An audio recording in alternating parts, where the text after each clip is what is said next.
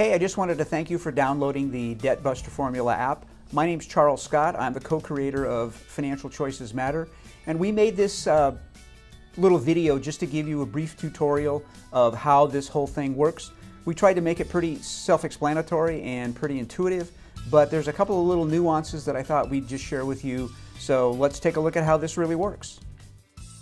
Well, here we are. We're taking a look at the actual little app that we wrote. It's really, honestly, nothing more than an Excel spreadsheet. But what we've got here is the ability for you to personalize it. Put your name right up here at the top. We've got right now pre-loaded 5 different categories: a mortgage, a car loan, a student loan, a credit card, and a credit card. You can change these to anything you want them to be. So if you wanted to change the credit card there to just say that it's Visa, do that. That's fine. It doesn't make any difference. You can add other debt, and I'll show you how to do that in a minute. But what we've done here basically is preloaded just some examples of, if you've got a mortgage that's a couple $100,000, your payment is $1,000, your debt factor is going to be the calculation of the two, as we explained in the little piece that you read, to be able to have enough interest to download this app in the first place. Your car loan, it's the same thing. All of these go the same way. You've got the debt, you've got the minimum payments due.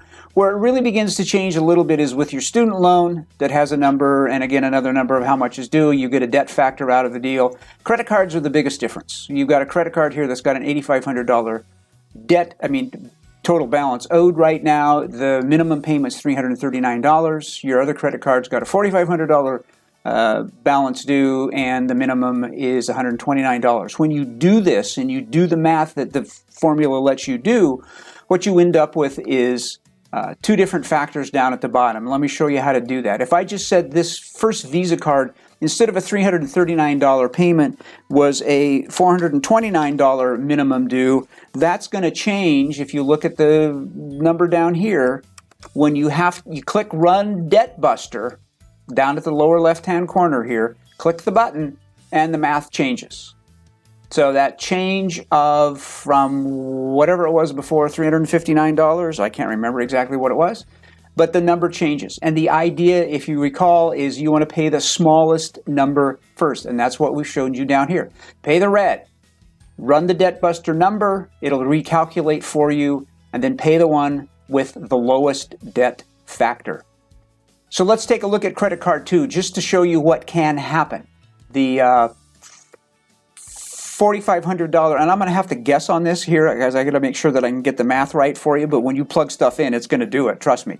Your payment is, instead of $129, let's say it's $229, and we run Debt Buster, and it changes it to $1,965. Did you see how the red jumped from here to here? That's because this debt factor is just slightly lower. If your payment was $259, that was your minimum balance due, and you run the Debt Buster button down here, it reduces it even more, which means this is where you want to go in and put any extra dollars you've got towards credit card number 2. And again, name it what you want, do it however, but when you put in, your balance due and the minimum due, the Debt Buster formula is going to calculate this for you. Down here at the bottom for credit cards only, you can put in, this is just informational, where you can put in what the actual credit limit that you have on the card. You can put in the interest rates. This is just so you have a sense of what you've got and how you're looking at it. So let's say that you've made a nice payment on credit card 2, and your balance now is only $4,000. Run the Debt Buster, and it changed it. See? And it's even lower. Then they reduced your payment to $189. All of a sudden it went up above. This became the lowest debt factor, the smallest debt factor. That's what you want to pay. So you need to play with it a little bit, but it's pretty intuitive. I don't think it's really that complicated when you do it. And again, the formula here is a function of, candidly, the account balance you've got, the minimum that's due, and the interest rate that is being charged on your loan, the debt that you have. If you want to add a new debt, just simply click the Add New Debt button, and bang, it starts all over again. It's over here. You can plug in however you want to. Plug in the numbers. This is a $2,500 card. You owe, $89.